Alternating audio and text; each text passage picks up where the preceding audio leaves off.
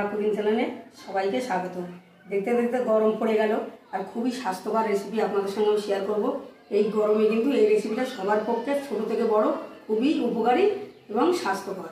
সেটা হলো তেলাকচুর পাতা আর কুলেখাড়া শাক একসঙ্গে তেলাপিয়া মাছ দিয়ে হালকা পাতলা ঝোল বানাবো। এই দেখুন, এইগুলোকে বলে তেলাকচুর পাতা, এইগুলো কুলেখাড়া শাক।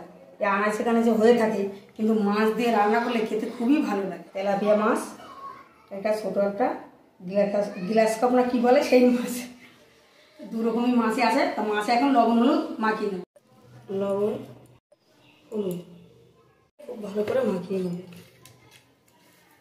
হলুদ মাখিয়ে নিয়েছি, মাছগুলো ভেজে নেব। মাছ ভাজার জন্য কড়াইতে দিয়ে দেবো সরষের তেল। এক এক করে মাছগুলো কড়াইতে দিয়ে দেবো।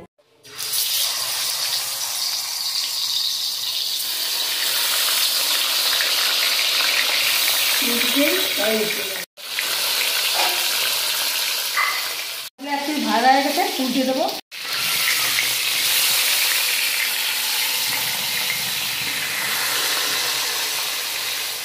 ভাজা হয়ে গেছে, নামিয়ে নেবো। বাকি মাছ এইভাবে ভেজে নেব।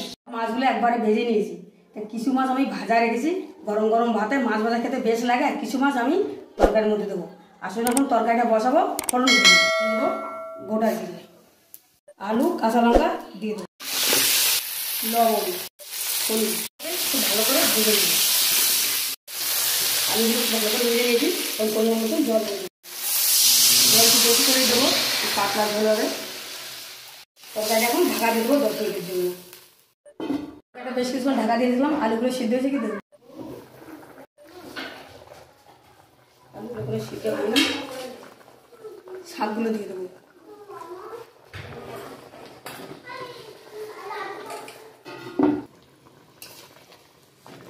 শাক আলু খুব ভালো করে সিদ্ধ হয়ে গেছে। ভেজে রাখা মাছগুলো দিয়ে দেবো। মাছগুলো ঝোলের মধ্যে ভালো করে একটু দিয়ে দেবো। আর মিনিট 5 রান্না হবে। রান্না আমাদের কমপ্লিট।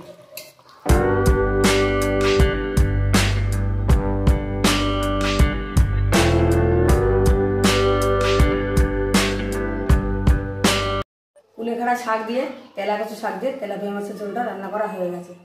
যারা শাক খেতে পছন্দ করেন এই রেসিপিটা আপনাদের তাদের খুবই ভালো লাগবে। আজকের রেসিপিটা কেমন লাগলো অবশ্যই কমেন্টে জানাবেন। লাইক শেয়ার করবেন। ফেসবুক থেকে দেখলে পেজটা ফলো করবেন। ইউটিউব থেকে দেখলে চ্যানেলটা সাবস্ক্রাইব করে এইভাবে আমার পাশে থাকবেন। আর এই গরমের শুরুতে এই হালকা পাতলা তরকারি কিন্তু খেতে ভীষণ ভালো লাগে। আপনারা বাড়িতে অবশ্যই একবার ট্রাই করবেন। তা আপনাদের সঙ্গে দেখা হচ্ছে পরের দিন।